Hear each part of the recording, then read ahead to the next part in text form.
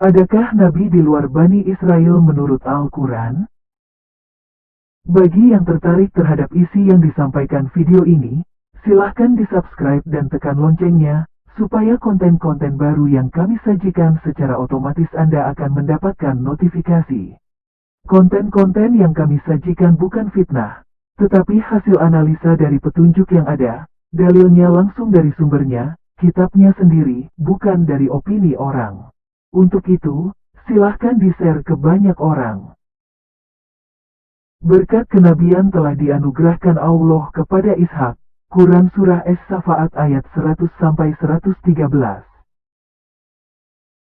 Allah menguji Ibrahim dengan meminta supaya dia mengorbankan anaknya. Karena Ibrahim dan anaknya berserah diri kepada Allah, lalu Allah memberi balasan atau berkat kepada keduanya.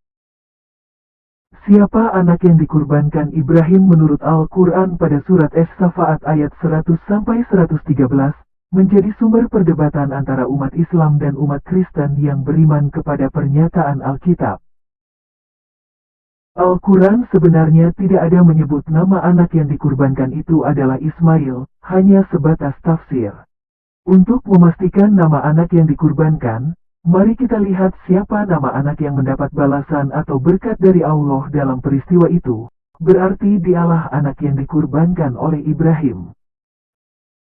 Quran Surah As-Safaat ayat 100-113.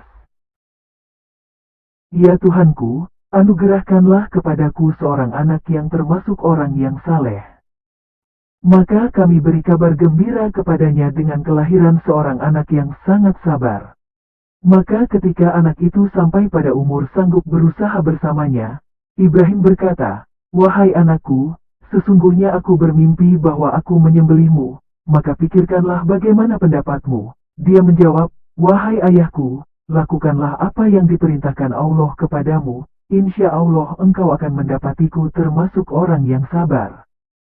Maka ketika keduanya telah berserah diri dan dia membaringkan anaknya atas pelipisnya, untuk melaksanakan perintah Allah. Lalu kami panggil dia, "Wahai Ibrahim, sungguh, engkau telah membenarkan mimpi itu, sungguh, demikianlah kami memberi balasan kepada orang-orang yang berbuat baik. Sesungguhnya ini benar-benar suatu ujian yang nyata. Dan kami tebus anak itu dengan seekor sembelihan yang besar. Dan kami abadikan untuk Ibrahim pujian di kalangan orang-orang yang datang kemudian. Selamat sejahtera bagi Ibrahim. Demikianlah kami memberi balasan kepada orang-orang yang berbuat baik. Sungguh, dia termasuk hamba-hamba kami yang beriman. Dan kami beri dia kabar gembira dengan Ishak seorang nabi yang termasuk orang-orang yang saleh. Dan kami limpahkan keberkahan kepadanya dan kepada Ishak, dan di antara keturunan keduanya ada yang berbuat baik dan ada pula yang terang-terangan berbuat zalim terhadap dirinya sendiri. Di dalam surat itu disebut, Allah akan memberikan balasan kepada Ibrahim dan anaknya, karena mereka berserah diri dalam ujian itu. Sungguh, engkau telah membenarkan mimpi itu, sungguh. Demikianlah kami memberi balasan kepada orang-orang yang berbuat baik. Siapa yang mendapat balasan? Balasan kepada Ibrahim, dan kami abadikan untuk Ibrahim, pujian, di kalangan orang-orang yang datang kemudian, selamat sejahtera bagi Ibrahim. Balasan kepada Ishak, dan kami beri dia kabar gembira dengan Ishak seorang nabi yang termasuk orang-orang yang solih. Balasan kepada keduanya, dan kami limpahkan keberkahan kepadanya dan kepada Ishak, dan di antara keturunan keduanya ada yang berbuat baik dan ada pula yang terang-terangan berbuat zalim terhadap dirinya sendiri. Dengan demikian, anak yang dikurbankan di Quran Surah As-Safaat ayat 100-113 adalah Ishak, karena Ishaklah yang mendapat balasan menjadi seorang nabi atas ujian yang mereka terima. Hal kenabian yang dijanjikan Allah. Al-Quran mengatakan bahwa kekuasaan dan kenabian telah diberikan kepada Bani Israel. Dan sungguh, kepada Bani Israel telah kami berikan kitab Taurat, kekuasaan dan kenabian, kami anugerahkan kepada mereka rezeki yang baik dan kami lebihkan mereka atas bangsa-bangsa. Quran Surah Al-Jathiyah ayat 16. Dan kami anugerahkan kepada Ibrahim, Ishak dan Yakub, dan kami jadikan kenabian dan kitab kepada keturunannya, dan kami berikan kepadanya balasannya di dunia, dan sesungguhnya dia di akhirat, termasuk orang yang saleh. Quran Surah Al-Ankabut ayat 27. Al-Quran sudah mengingatkan supaya orang-orang Quraisy tidak mengingkari tentang kekuasaan kenabian kepada Bani Israel.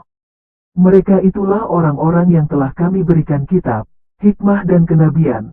Jika orang-orang Quraisy itu mengingkarinya, maka kami akan menyerahkannya kepada kaum yang tidak mengingkarinya. Quran Surah Al-An'am ayat 89. Mereka itulah, yaitu para nabi sebelumnya, yang telah diberi petunjuk oleh Allah. Maka ikutilah petunjuk mereka. Katakanlah Muhammad, aku tidak meminta imbalan kepadamu dalam menyampaikan Al-Quran. Al-Quran itu tidak lain hanyalah peringatan untuk segala umat seluruh alam. Quran Surah Al-An'am ayat 90. Mereka itu adalah Ishak dan Yakub, yang diberi petunjuk. Quran Surah Al-An'am ayat 84.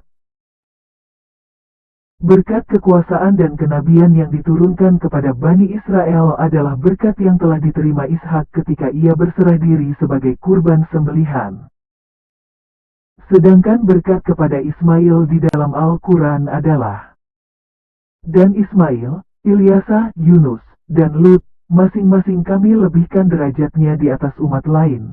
Quran Surah Al-An'am ayat 86. Apakah Muhammad mengakui dirinya seorang nabi? Di dalam Al-Quran ada disebutkan, Allah tidak mungkin berbicara kepada manusia, kecuali dengan perantaraan wahyu melalui malaikatnya. Allah tidak pernah bertemu, berbicara dan memilih Muhammad sebagai utusannya. Utusan Allah dalam segala urusan hanyalah para malaikat, oleh karena itu, Muhammad bukan utusan Allah. Al-Quran mengatakan jika Muhammad tidak memiliki mukjizat sebagai tanda kenabian, Muhammad hanyalah sebagai pemberi peringatan. Di dalam Al-Quran sangat jelas dikatakan bahwa Muhammad hanyalah seorang pemberi peringatan. Dan orang-orang kafir berkata, mengapa tidak diturunkan kepadanya Muhammad suatu tanda atau mukjizat dari Tuhannya? Sesungguhnya engkau hanyalah seorang pemberi peringatan. Dan bagi setiap kaum ada orang yang memberi petunjuk. Quran Surah Ar-Ra'd ayat 7. Dan orang-orang kafir Mekah berkata, mengapa tidak diturunkan kepadanya mujizat-mujizat dari Tuhannya? Katakanlah, sesungguhnya mujizat-mujizat itu terserah kepada Allah, dan sesungguhnya, aku hanya seorang pemberi peringatan yang nyata. Quran Surah Al-Ankabut ayat 50.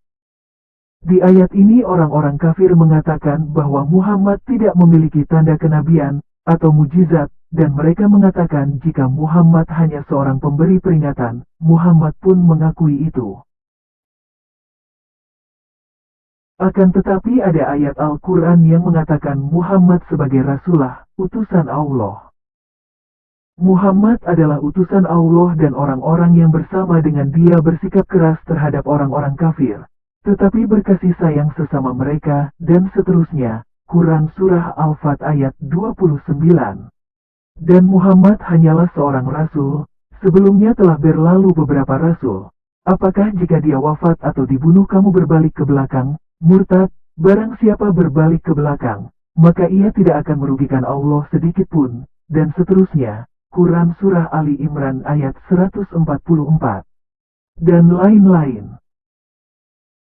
Kalau kekuasaan dan kenabian telah diberikan Allah kepada Ishak, Yakub, dan Muhammad hanyalah seorang pemberi peringatan, lalu ayat-ayat yang mengatakan Muhammad sebagai Rasul Allah tetapi ia tidak memiliki tanda kenabian atau mukjizat, Allah tidak pernah berbicara dan memilihnya. Ayat-ayat itu berasal dari mana dan tujuannya apa?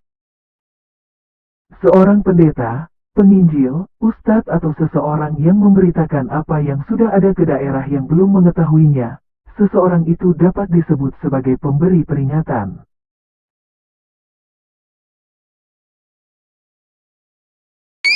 Oh, let me up with a bright smile on now.